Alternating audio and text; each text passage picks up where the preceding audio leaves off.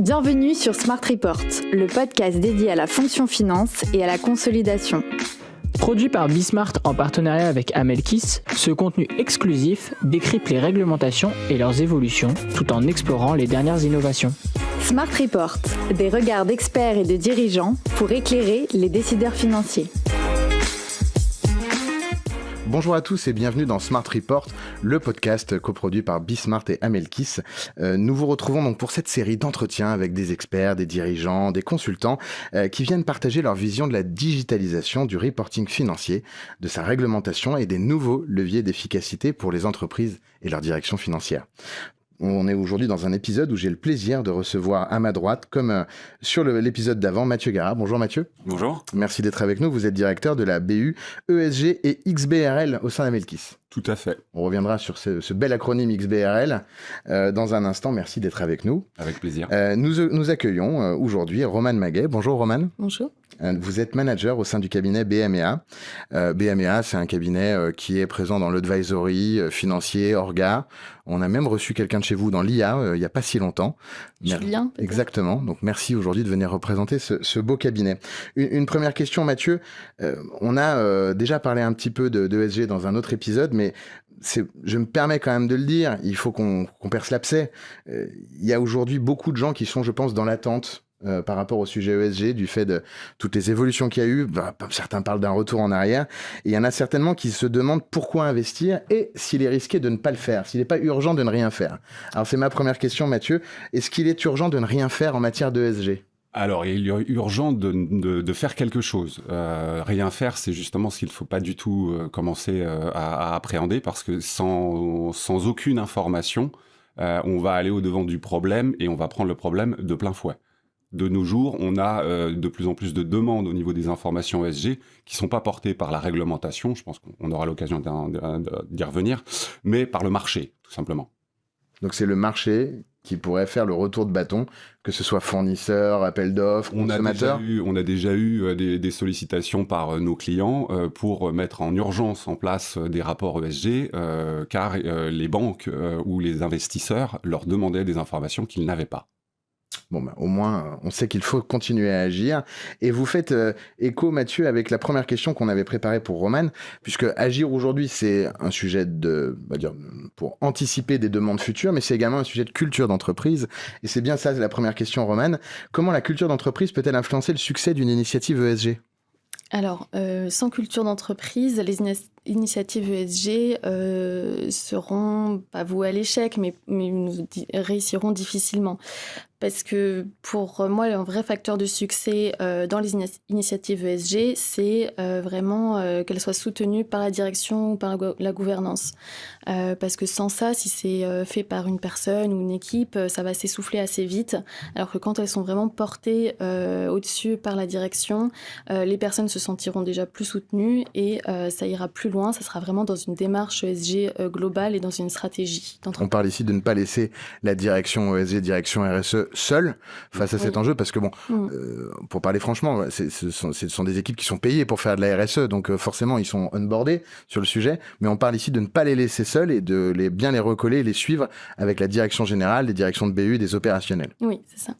Et alors voire même le COMEX qui doit s'emparer du sujet pour après amener justement la vision stratégique de ce déploiement et de son efficacité, de son impact sur le business, tout simplement. Et alors, si on a le soutien du COMEX, qu'on a un bon sponsoring en interne, il y a des stratégies qui peuvent être mises en place qui provoquent l'adhésion en interne ? Des stratégies d'entreprise ? Ou des stratégies pour provoquer l'adhésion à la thématique ESG en interne, vis-à-vis des collaborateurs, des parties prenantes internes ou externes à l'initiative ESG. Oui, donc en fait, c'est bien si c'est effectivement lancé par exemple de la direction RSE et une vraie stratégie, c'est d'embarquer les parties prenantes internes, donc les collaborateurs, vraiment pas le faire dans son coin, donc demander aux collaborateurs d'être investis dans le sujet, que ça soit au niveau des actions ou aussi, on va le parler peut-être après, du reporting, c'est d'avoir aussi plus de contributeurs parce que la RSE c'est un vrai sujet transverse, donc avoir le plus possible de parties prenantes internes onboardées sur le sujet et que ça soit, donc, comme on le disait, soutenu par la direction, le CODIR, le COMEX. Voilà. Donc on a le COMEX, on a les champions, donc on vous a parlé d'une première difficulté à éviter, c'est d'être seul face à la thématique, mais c'est bien ma prochaine question, Romane. Quels sont au-delà de ces sujets de sponsoring et de soutien et de communauté en interne, il y a d'autres difficultés qu'il faut un petit peu désamorcer avant de se lancer dans un tel projet? Oui, donc la première difficulté qu'on entend beaucoup aussi en ce moment, c'est le manque de clarté, par exemple, des normes, parce que ça peut être un peu compliqué. On peut en avoir aussi beaucoup de normes, de standards. Donc déjà, c'est par où commencer, qu'est-ce qu'on est obligé de faire en tant qu'entreprise, à quoi on est soumis. Et si on est soumis à rien de façon réglementaire obligatoire, qu'est-ce qu'on fait? Et aussi, les normes en tant que telles peuvent être un peu compliquées et source de questionnement, d'interprétation.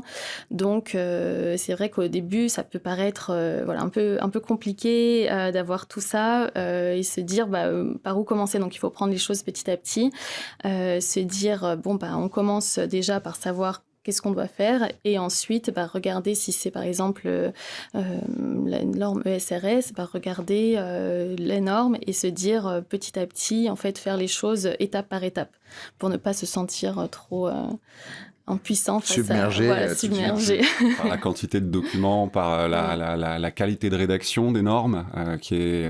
moi, quand je télécharge un PDF et qui fait plus de 1000 pages, je suis d'entrée un peu découragé. Je commence à être fébrile tout de suite. Voilà. Et puis après, il y a aussi le vocabulaire utilisé, la qualité de rédaction, qui fait que ça devient très technique. Et donc, pour s'approprier les sujets, ça demande beaucoup de temps, beaucoup d'investissement. Et c'est vrai que tu parlais de qu'est-ce qui peut aider en interne. La vulgarisation aide aussi, la pédagogie sur les sujets. Et c'est comme ça aussi que ça permet de motiver en interne sur ces questions-là, puisque après on a une application plutôt concrète assez rapidement. C'est le cadre, où est-ce qu'on dessine le cadre dans un premier temps, qui est tout l'enjeu. Quand vous commencez à travailler, vous, à Melkis, avec des directions financières, ESG, des entreprises, en général, justement, sur cette définition du cadre, vous, Mathieu, qu'est-ce qui vous semble être le key success factor Alors, c'est d'abord et avant tout l'approche de l'entreprise qui vient nous solliciter pour mettre en place ces solutions de collecte, de consolidation et de reporting au niveau des ESG. C'est vraiment le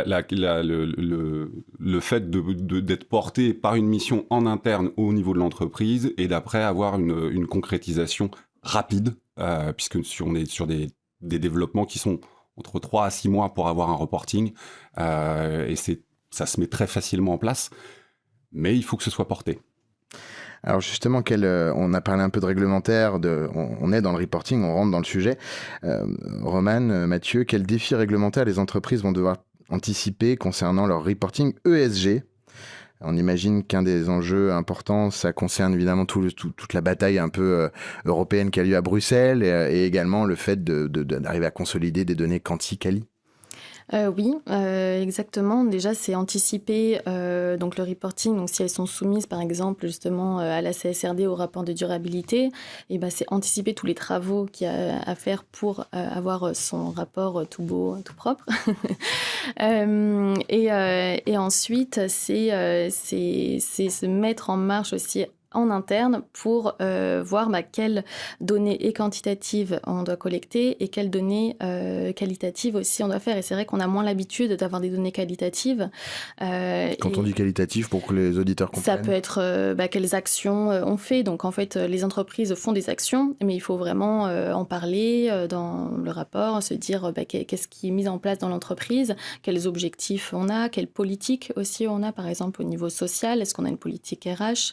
Est-ce qu'on a une politique aussi environnementale sur la pollution, sur l'eau? Voilà, qu'est-ce qu'on a en termes de qualitatif? C'est en termes de narratif, en termes de pas l'inverse de quantitatif. Ça rejoint aussi le fait que effectivement, du coup, c'est du narratif, c'est des données qui à la base sont plus du tout quantitatives et donc historiquement c'était les financiers qui géraient les datas. C'est là où il y a un bond avec les ESG puisqu'on parle sur du narratif, du texte. Donc il faut l'écrire. Et par exemple, c'est pour ça que tous les systèmes financiers ne sont pas adaptés à faire de la collecte ESG, puisqu'on va faire l'impasse sur toute la partie narrative qui ne sera pas dans les systèmes. Et donc ça, c'est une des particularités de ce sujet-là, c'est que les logiciels n'étaient pas adaptés, et c'est pour ça qu'on a une émergence de nouvelles solutions pour traiter les deux sujets et réunir le quantitatif et le qualitatif dans la même solution. Donc si je comprends bien, il faut créer un lien entre la direction financière et la direction ESG qui peut être également sollicitée. Alors s'il y en a une, ou la direction générale dans une PME qui a envie d'y aller quand même.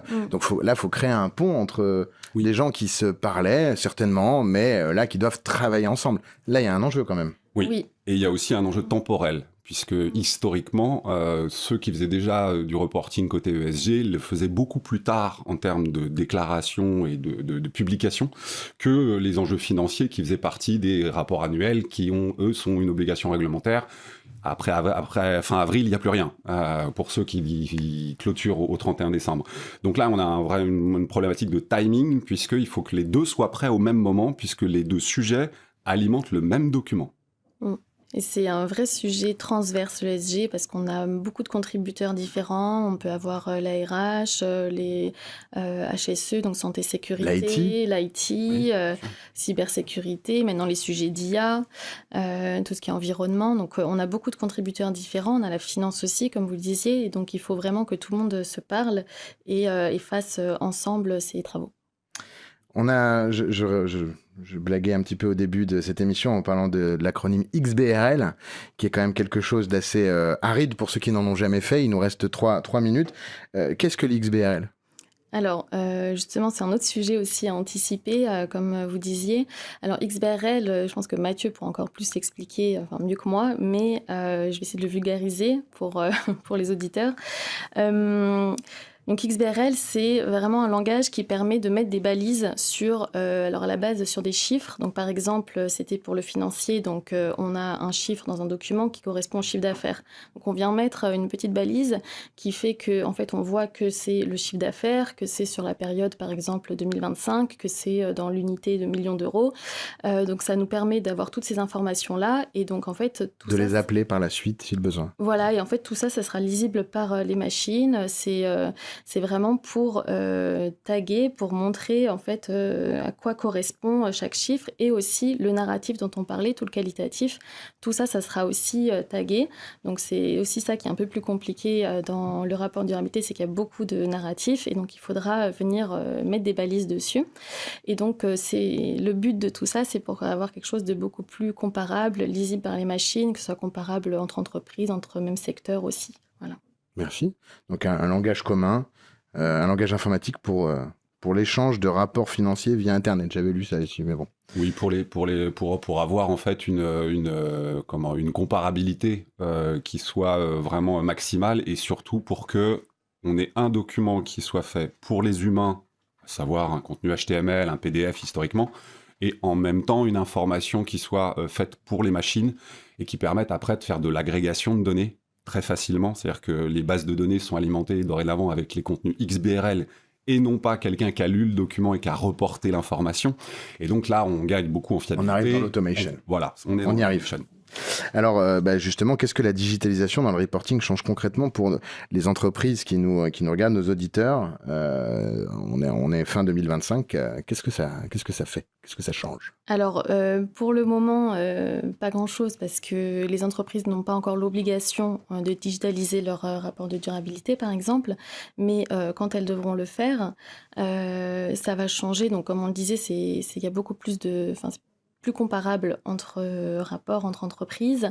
Ça pourra être lisible donc, par les machines pour, par exemple, les investisseurs, les analystes, les régulateurs. C'est vraiment avoir plus de données, plus pertinentes, plus précises, tout ça. Et en plus, donc les entreprises doivent quand même commencer à réfléchir à leur digitalisation par exemple, de leur rapport durabilité ou leur rapport RSE pour ne pas se dire à la fin, quand elles arrivent au moment où ça doit être, où c'est dans l'obligation de le faire, elles vont se dire « Ah, en fait, il fallait digitaliser mon rapport » et du coup, tout déstructurer à la fin. Il faut vraiment penser aussi le rapport avec la digitalisation pour qu'il soit bien structuré dès le début. Et on a aussi l'EFRAG qui a proposé un convertisseur de la norme volontaire ESRS pour avoir un rapport volontaire pour les petites entreprises qui serait en XBRL. Donc même pour les petites entreprises où elles ne seront pas dans l'obligation de faire un rapport XBRL, elles pourront le faire. D'accord. Donc, on voit bien les enjeux par rapport à la possibilité de communiquer plus rapidement l'information et de façon plus nette, mais il y a aussi des enjeux, pas contraintes, mais des enjeux d'anticipation. Et on revient au fait, effectivement, d'agir dès aujourd'hui pour, si on le souhaite, être dans la proactivité plutôt que de subir. C'est ça. Oui, et pour pas avoir à détricoter le pullover qu'on vient juste de faire. Ouais, avoir un peu de vision. C'est ça.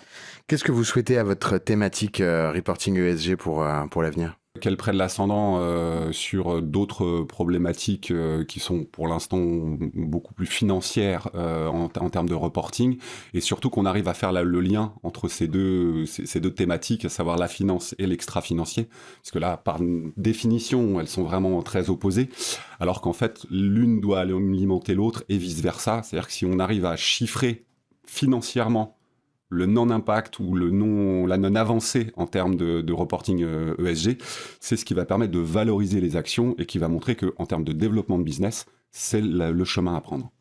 Romane, le mot de la fin ? Je souhaite que la thématique ESG ne soit pas qu'une question de conformité, mais que ça montre aussi comment ça peut créer de la valeur, qu'est-ce qu'il y a derrière comme action concrète, et que ça montre vraiment une vision stratégique d'entreprise au niveau de l'ESG. Merci à tous les deux. Avec plaisir. Pour ma part, je vous remercie, vous, chers auditeurs, de nous avoir suivis, de nous avoir écoutés sur les plateformes de streaming et sur Be Smart for Change. Je vous dis à très bientôt pour un nouvel épisode de Smart Report. Merci à tous.